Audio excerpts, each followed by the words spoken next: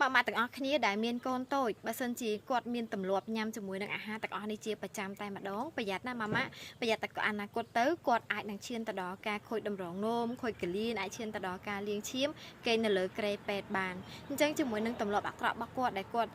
ជាប្រចាំថ្ងៃពាក់ព័ន្ធជាមួយនឹងការញ៉ាំតែម្ដងទី1គឺពាក់ព័ន្ធជាមួយនឹងការញ៉ាំជាមួយនឹងប្រភេទគ្រឿងកំប៉ុងគ្រឿងផ្អែមជាពិសេសវិញគឺញ៉ាំជាប្រចាំថ្ងៃញ៉ាំជំនួសទឹកហើយគាត់អត់ញ៉ាំទឹកនិយាយទៅគឺគាត់ញ៉ាំទឹកបានតិចមែនតើគាត់จะញ៉ាំជាមួយនឹងប្រភេទគ្រឿងកំប៉ុងដូចជាប្រភេទគ្រឿងផ្អែមជាប្រចាំថ្ងៃតែម្ដងអាហ្នឹងគឺប្រភេទជាតិស្ករខ្ពស់គឺប៉ះពាល់សុខភាពហើយតម្រងនោមរបស់យើងគឺគាត់ធ្វើការអត់បានទេគាត់អាចច្រោះដែរប៉ុន្តែគាត់ច្រោះមិនស្អាតអញ្ចឹងអាចទៅជាកកស្ទះជាមួយនឹងប្រភេទ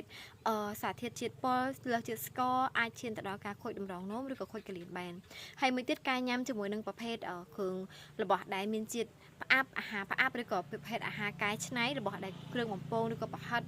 ប្រភេទ hot dog ឬក៏ប្រភេទពួក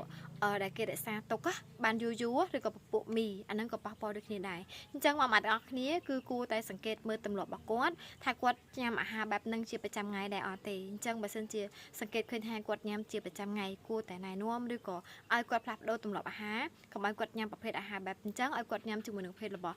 ល្អជាមួយនឹងតម្រងនោមដូចជាឲ្យគាត់ញ៉ាំទឹកឲ្យបានច្រើន